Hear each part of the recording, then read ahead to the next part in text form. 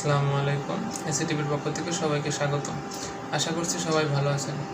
আজকে আমি আপনাদের দেখাবো ইনডিজাইনে কীভাবে পেজগুলো সেভ করতে হয় বা পেজগুলো কীভাবে সেভ দিতে হয়, কোন কোন ফরম্যাটে সেভ দিলে ভালো হয় এবং কোন কোন ফরম্যাটে সেভ দিলে আপনার কাজের অসুবিধা হবে বা ভালো হবে না, এই বিষয়গুলো নিয়ে একটু ডিসকাস করব।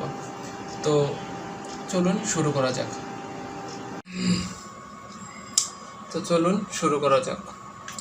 ফার্স্ট আমি ইনডিজাইন একটা কাজ রেডি করে রাখছি, এটা দিয়ে যাতে কাজটা দেখানো যায়।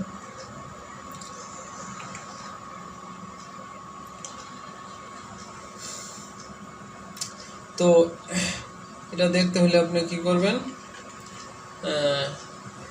এই যে প্রথমত আপনি কি করতে হবে, ফাইল সেভ দিবেন। ইনডিজাইন ডকুমেন্ট ফাইল যেগুলো সেভ দিবেন সাধারণত আপনারা জানেন সেভ এস দেওয়ার পরে এখানে আপনার কোন ফাইলটা আপনি সিলেক্ট করবেন। এখানে দুইটা সিস্টেম আছে, একটা হলো ইনডিজাইন 2020 ডকুমেন্ট আর একটা আছে ইনডিজাইন 2020 টেমপ্লেট। তো টেমপ্লেটটা সাধারণত না দেওয়াটাই ভালো। আপনার ইনডিজাইন 2020 ডকুমেন্ট বা 2018 ডকুমেন্ট এটা সেভ দিবেন। এটা সেভ দিলে এটা হলো মানে সর্বোচ্চ মানে লাস্ট ভার্সনগুলো এটাই বেটার হবে। আর এখানে দেখা যাচ্ছে ইনডিজাইন CS4 অর লেটার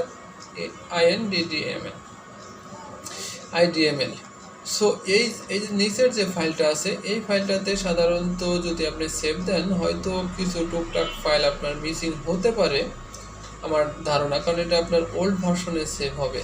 যদি এটা ওল্ড ভার্সনের জন্য CS4 অথবা CS3 তারপর CS2 এই ধরনের ভার্সনে যদি আপনি এটা অন করেন তাহলে হইতে পারে যে আপনার দুই একটা ফন্ট বা দুই একটা কাজ মিসিং হতে পারে। তো আমি আপনাকে সাজেস্ট করব আপনার এই উপরের যে এটা আছে এটা আপনি সিলেক্ট করবেন, ইনডিজাইন 2020 অথবা 18 অথবা 19 ডকুমেন্ট ফাইল যেটা, এটা সিলেক্ট করবেন। এটা সিলেক্ট করে দেন আপনি সেভ দিবেন।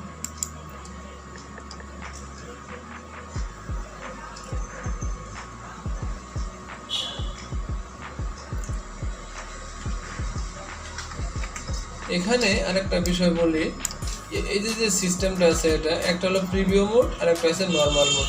তো আপনি যে কোনো মোডে সেভ দিতে পারেন। প্রিভিউ মোডে সেভ দিলে আপনার যখন এই ফাইলটা অন করবেন মানে নতুন করে আবার যখন এটা ওপেন করবেন তখন আপনার এই প্রিভিউ মোডটাই দেখাবে। তবে এটা আপনি যে কোনোভাবে করতে পারেন, কোনো সমস্যা নাই। আপনার যখন নাকি এটা ডাব্লু প্রেস করলে প্রিভিউ হয়ে যায়, আবার ডাব্লু প্রেস করলে নর্মাল হয়ে যায়। তো ওটা আপনি নর্মাল দিয়েও প্রিভিউ মোড করতে পারেন এবং প্রিভিউ মোড দিয়েও নর্মাল করতে পারেন, কোনো সমস্যা নেই। তো ইনডিজাইনের আপনার ডকুমেন্ট ফাইলটা কীভাবে সেভ দিতে হয় এই বিষয়টা আমি দেখালাম। এবার দেখাবো এক্সপোর্ট জেপিজি আর হলো আপনার PDF। তো এটা এক্সপোর্টের শর্টকাট হলো ইনডিজাইনে Ctrl-E। এখানে দেখতে পাচ্ছি ফার্স্ট আমি আপনাদের জেপিজিটাই দেখাই। তো এই যে জেপিজির সিস্টেমটা, জেপিজি আপনি আর্টবোর্ড নিয়ে অবশ্যই কাজ করবেন। আর্টবোর্ড নিয়ে কাজ করলে এখানে আপনি use design document name and, তো এই যে এটা আছে এটা টিক মার্ক যদি আপনার কখনো না থাকে তাহলে এটা টিক মার্ক দিয়ে দিবেন। টিক মার্ক দিয়ে দিচ্ছি। এখানে আপনার জেপিজি সেভ করার যে আপনার কিছু কন্ডিশন আছে এখানে আপনি এগুলো চেঞ্জ করে বা দিয়ে নিতে পারেন, এদিক সেদিক করে করতে পারেন। এখানে আছে কোয়ালিটি ম্যাক্সিমাম কোয়ালিটি যেটা লাস্ট, এটা হাইও দিতে পারেন আর ম্যাক্সিমাম হলো আপনার হাইট থেকেও একটু বেশি। তো এখানে দেখতে পাচ্ছেন আপনার রেজুলেশন এখানে 300 এর উপরেও আছে, এই যে 600 and 1200 and 2400 এটা আমরা দেখতে পাচ্ছি। এটা আপনার যে কোনো রেজুলেশন নিতে পারবেন ইনডিজাইনে। সাধারণত ইলাস্ট্রেটরে এই 300 DPI উপরে রেজুলেশন নাই, ইনডিজাইনে এই তিনটা সেকশন অ্যাডভান্স। তো এটা আপনি নিতে পারেন। তারপরে আপনি কোন ইসে আপনি সেভ দিবেন, 8GB না CMYK না গ্রে। তো আপনি সাধারণত যদি জেপিজি সেভ দিবেন অবশ্যই 8GB দিয়ে জেপিজি সেভ দিতে হয়। কাজের জন্য কাজটা যেন ওরকম স্মার্ট দেখা যায়। তো এই বিষয়গুলো আমরা ডিফল্ট ভাবে ইউজ করব। আপনার যদি এর থেকে রেজুলেশন বেশি দরকার হয়, কম দরকার হয়, আপনার যেটা খুশি সেটা আপনি দিয়ে সেভ দিতে পারেন। দেন এক্সপোর্ট দেওয়ার পর আপনার ফাইলটা জেপিজি সেভ হয়ে গেছে। আমি একটু দেখাই, ডকুমেন্ট এই দেখতে পাচ্ছেন।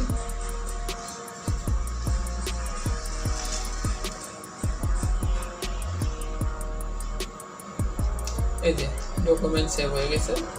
এই যে 1 2 3 4 আমি একটা 4 পেজের ব্রোশিয়ার আর কি দেখাচ্ছি ইন্টেরিয়র ডিজাইনের।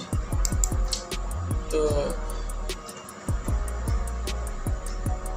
আশা করছি এটা বুঝতে পারছেন। এটা আমি কেটে দেই। কেটে দেওয়ার পরে আমি এবার জেপিজির বিষয়টা বুঝলাম। ওখানেই আপনার জেপিজি, তারপরে কি বলে পিএনজি, পিডিএফ ওই একই সিস্টেম। অর্থাৎ আপনি ফাইল থেকে এক্সপোর্টের শর্টকাট হচ্ছে কন্ট্রোল ই। তো এবার আমি দেখব পিডিএফটা কিভাবে সেভ দেয়। পিডিএফটা এখানে আপনার দুইটা সিস্টেম আছে। একটা হলো পিডিএফ, অ্যাডোবি পিডিএফ ইন্টারেক্টিভ, এটার আপনার রেজুলেশন কম হয়। আর অ্যাডোবি পিডিএফ প্রিন্ট, এটা রেজুলেশন বেশি হয়। অর্থাৎ এটার যে রেজুলেশন এটা হবে তার থেকে ডাবল। হ্যাঁ, তো আপনি প্রথম এই অ্যাডোবি পিডিএফ ইন্টারেক্টিভটা সেভ দিয়ে দেখাই। সেভ দিলাম। এখানে কিছু সিস্টেম আছে, এই সিস্টেমটা আমি আপনাদের আগে ফাইল সাইজটা একটু দেখে নেই, তারপরে ওটা আমি দেখাই দিচ্ছি।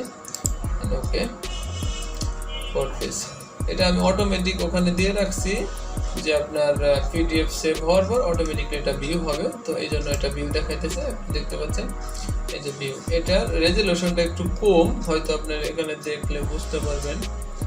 এই যে দেখতে পাচ্ছেন ইমেজের এখানে দেখলে অনেক কিছু বোঝা যায়, কারণ এখানে তো সলিড কালার, যার কারণে এটা বোঝা যাবে না। আপনার ইমেজের এখানে দেখেন এই রেজুলেশনটা একটু গোলাসা, তারপরে আপনার একটু জাবরানোর মতো হয়েছে আর কি। তো এটা দিলাম। এবার আপনি ওই ফাইল সাইজটা আমরা একটু দেখে আসতে পারি। পিডিএফটা কই, ফাইল থেকে প্রপার্টিসে যাব। দেখতে পাচ্ছি এখানে আমার ফাইল সাইজ হচ্ছে 180 MB, 180 MB এটা। এবার ওইটা দিয়ে আরেকবার সেভ দিয়ে দেখব। ফাইল থেকে এক্সপোর্ট পিডিএফ, সরি আগে ফাইল সাইজটা চেঞ্জ করে নিই, তা না হলে আমার ওইটার ভিতরে সেভ হয়ে যাবে। এটা 2 নামে দিলাম। 2 নামে দেওয়ার পর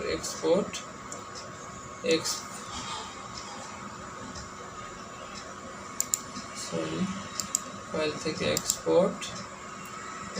আগে আমি ফাইলটা সিলেক্ট করে দেই কোনটা দিব।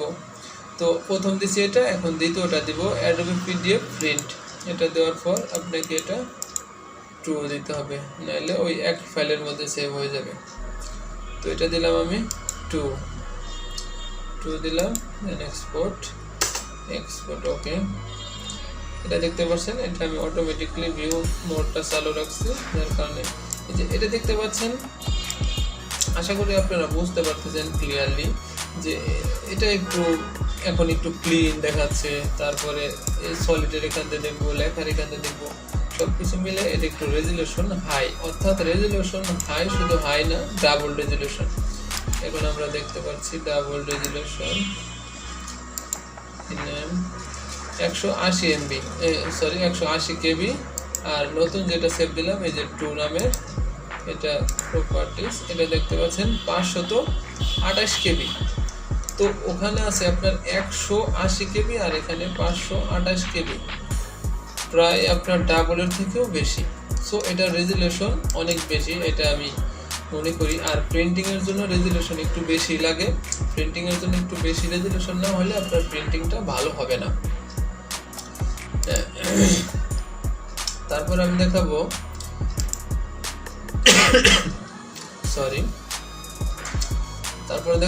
এক্সপোর্ট ফাইল 3 লিখি। 3 লেখার পরে এখন দেখাচ্ছি, দুইটা দেখলাম।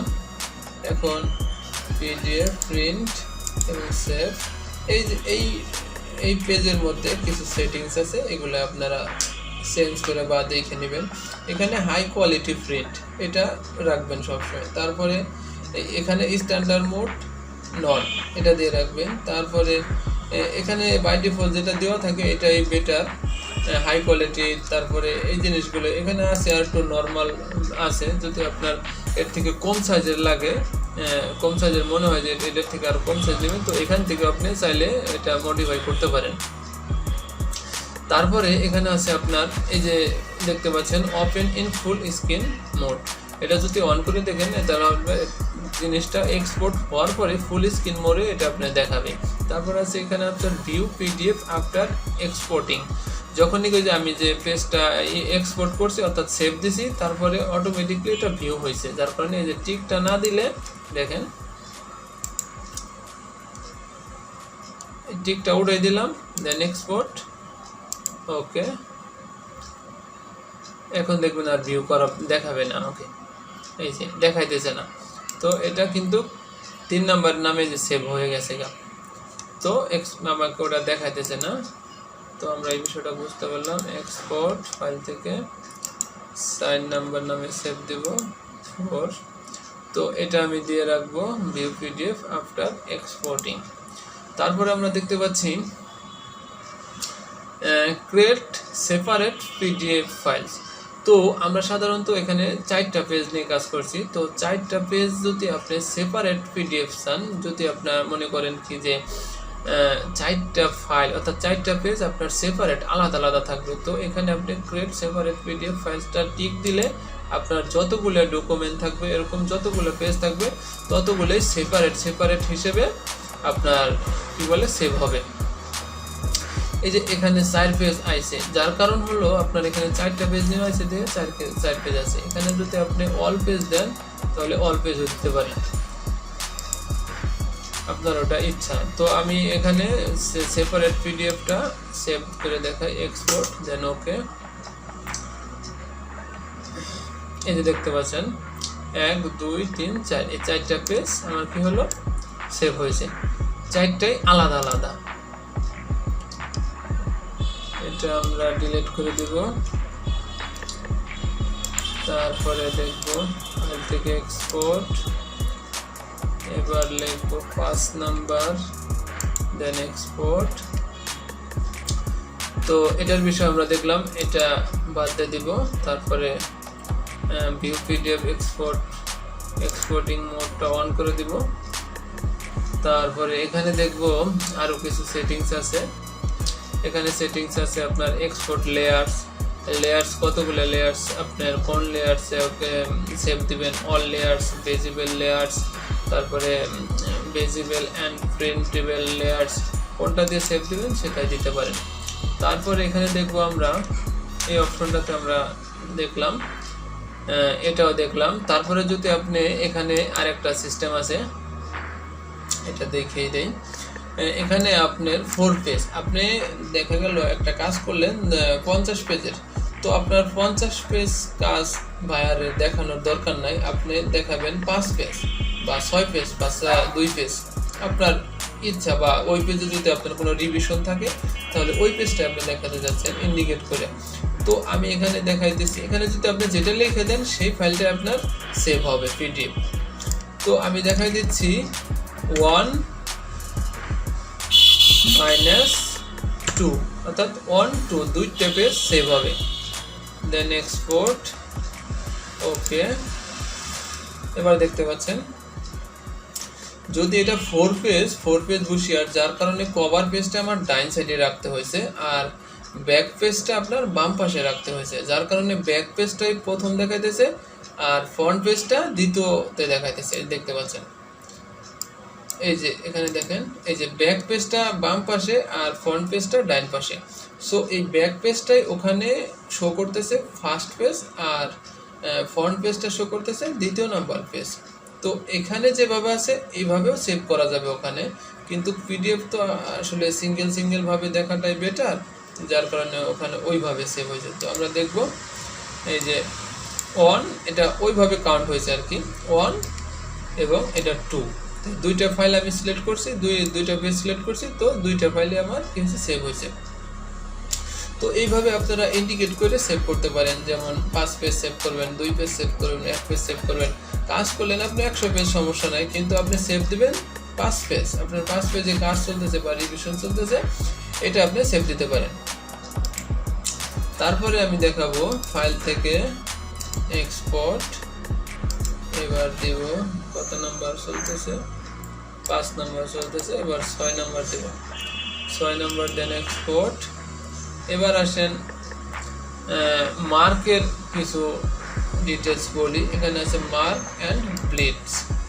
তো এখানে সাধারণত যদি আপনার কাজের কোনো ব্লিড অথবা মার্কস কোনো মোটিভেট করতে চান বা কোনো কিছু এডিট করতে চান, সেক্ষেত্রে এখানে আপনি এডিট করতে পারেন। যেমন ব্লিড উপরে কতটুকু থাকবে এবং নিচে কতটুকু থাকবে, রাইট সাইডে কতটুকু থাকবে এবং লেফট সাইডে কতটুকু থাকবে, এটা আপনি এখান থেকে কাস্টমাইজ করেও আপনি এক্সপোর্ট দিয়ে সেভ দিতে পারেন। তো আমি দেখাইতেছি আপনার, এখানে দেখেন ওয়াল প্রিন্টিংস মার্কস, এখানে আছে প্রুফ মার্কস, তারপর আছে ব্লিড মার্কস। তো এখানে বিভিন্ন ধরনের মার্ক আছে, রেজিস্ট্রেশন মার্ক, কালার ব্যাস, তারপরে পেজ ইনফরমেশন।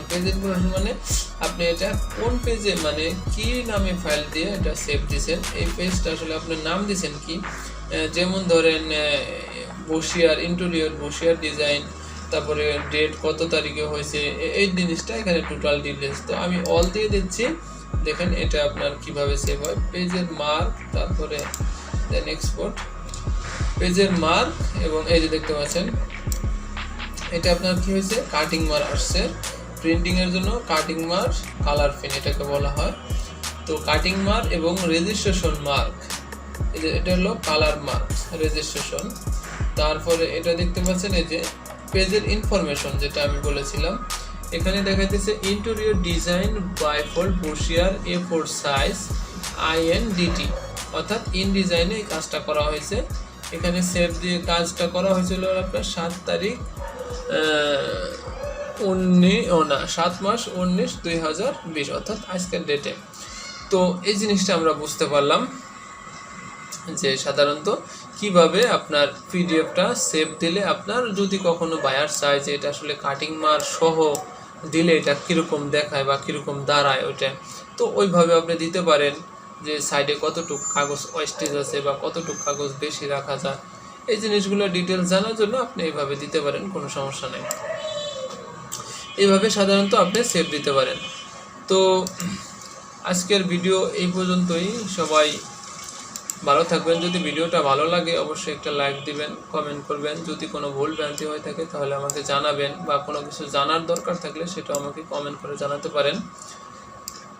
আমি অ্যান্সার দিতে খুব দ্রুতই আমি অ্যান্সার দেব ইনশাল্লাহ। তো আজকের ভিডিও এই পর্যন্তই। সবাই ভালো থাকবেন, সুস্থ থাকবেন।